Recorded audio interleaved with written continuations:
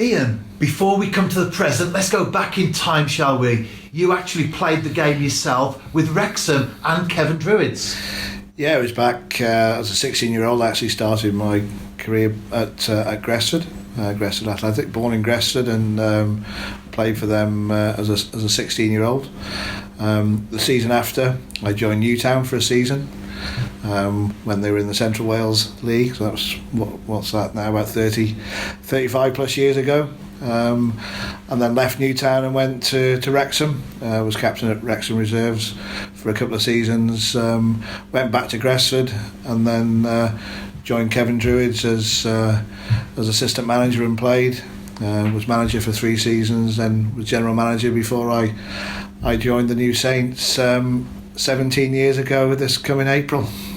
And do you feel, Ian, that having played the game, especially in Wales, that has helped you in your current role at the New Saints? Yeah, I think it would be fair to say I know the domestic structure in Wales inside out, really, being involved for such a long time, I suppose, as a player, as a manager, as a general manager, and somebody that's been involved in the administration and management of the game. So yes, it helps in terms of that sort of playing background, but also all of the off-field stuff that is required to, I suppose, run a successful club at domestic level. And then opportunity came knocking in the form of Mike Harris, and you were invited to come to TNS. Yeah, like I said, it was 17 years this coming April. At the time, I was a leisure officer and sport development manager for Powys County Council. I'd been there for 10 years, looking after leisure facilities in Powys and doing some sport development work. Opportunity came along at the time to work for the New Saints, or Total Network Solutions as it was back in the day. I decided to dip my toe in, went part-time, job shared with my role with Powys. That was in the April. That summer we drew Man City in the UEFA Cup, and somebody who's grown up supporting Man City as a 7-8-year-old kid in primary school at Gresford, enjoying the days of supporting Man City at Main Road with the likes of Colin Bell and Dennis Stewart, and that in itself was a dream come true, I suppose. Went full time then in the August, and I don't know where the last 17 years have gone, to be honest. And it's true to say, Ian, that from those early days with the club to where we are now, there have been leaps and bounds in terms of advancement. Absolutely, and we're always continuing to improve, to be better than the rest. Back in the day, we had the first team that was just about 2 or 3 years into being full time, training out of a facility in Runcorn. The Pavs with Ken McKenna and Tommy Holmes and Steve Evans, Scott Rusco. I think we had a connection with the ladies team, and an academy with about 30 players, I think, at the time, training in a field in Myford with portable floodlights, and that was what the club was about. And obviously the roots of the club, at Lance and Fried, and used to enjoy my days at Trevlan. The atmosphere there was really special. And obviously, since our move to Park Hall, we've moved on to bigger and better things. And as we're talking now, Ian, we want to start a regular series of insights into the club, behind the scenes with Ian Williams. And just this last weekend, you've been at a chairman's meeting with, of course, our own chairman, Mike Harris.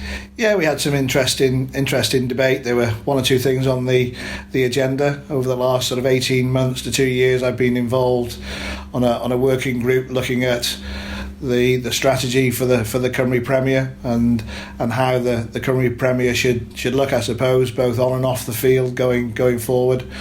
One of the debates that we had yesterday, and it was an interesting debate in terms of encouraging more Welsh players to play within our domestic league, and there were certainly some interesting discussions around that particular topic. And obviously you can't give out all the details of the things that are discussed in these meetings, but from a personal perspective, from a TNS angle, how helpful are those meetings that go on behind the scenes, in terms of planning for the future? I think it's all about collective responsibility. I think the league is as good as all of the teams within the league, so it's important that everybody strives to continue to improve. In all of my time, both at Kevin Druids and at the New Saints, the league, in my view, is in its best place ever. And that's down to a number of things, I suppose, really. Obviously the facilities within the league are the best they've ever been. I think club licensing has played a major part in that. Obviously the investment from the FAW and the UEFA hat-trick money towards the 3G pitches. So gone are the days where you had a pitch similar to the pitch at Tranmere when they played Manchester United over the weekend. So we don't have those types of pitches in our league anymore, because the majority of pitches are 3G pitches. It enables clubs to actively involve their local community, not only on match days but all of the days during the week. So they're extensively used and certainly benefit all of the clubs within the league.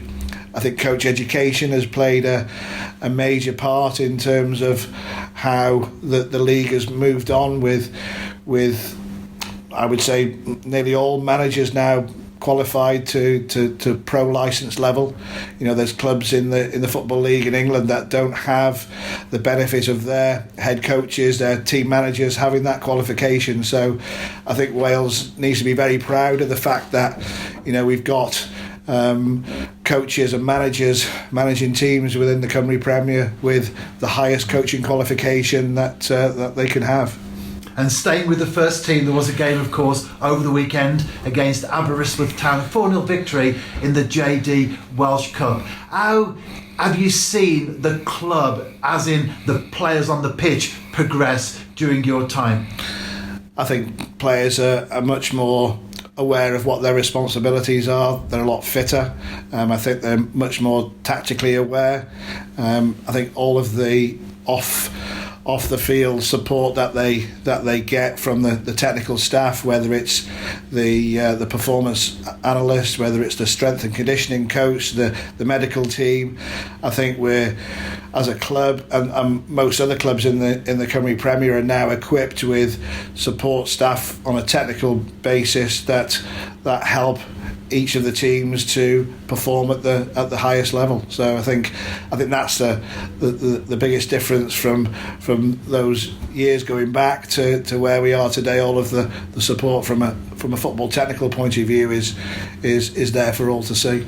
And staying with the JD Welsh Cup, we're now in the quarter-finals, of course. As we're speaking now, the draw is this evening on S4C. From your own personal angle, Ian, in terms of administration, planning and organisation, when we are ahead of a draw, do you prefer home or away? Or is a personal angle kicking sometimes and you think, wow, fancy going to a new ground? Yeah, I think I do like away games, because obviously having an away game, there isn't so much to do off the pitch as there would be obviously for a home game. So I do enjoy away matches, and we've had a number of great occasions in the Welsh Cup over the years in the competition. But obviously the home matches have their challenges, not only for spectators coming to the game. If you used last week's example, we had an under-7s festival prior to the game where we had 15 teams competing in a festival prior to the game. It would have been nice, I'll be honest, to have seen more of those players and their families to have stayed for the game and made it a real occasion. But we still had a decent number of spectators that stayed for the game, and it was nice to win the game comfortably, I suppose, 4-0. But when you look at the chances that were created on both sides, it could have easily been 10-5, I suppose, really. But yeah, a really good game to see. Ian, thank you for your time today, and we look forward to more behind the scenes with Ian Williams. Thank you.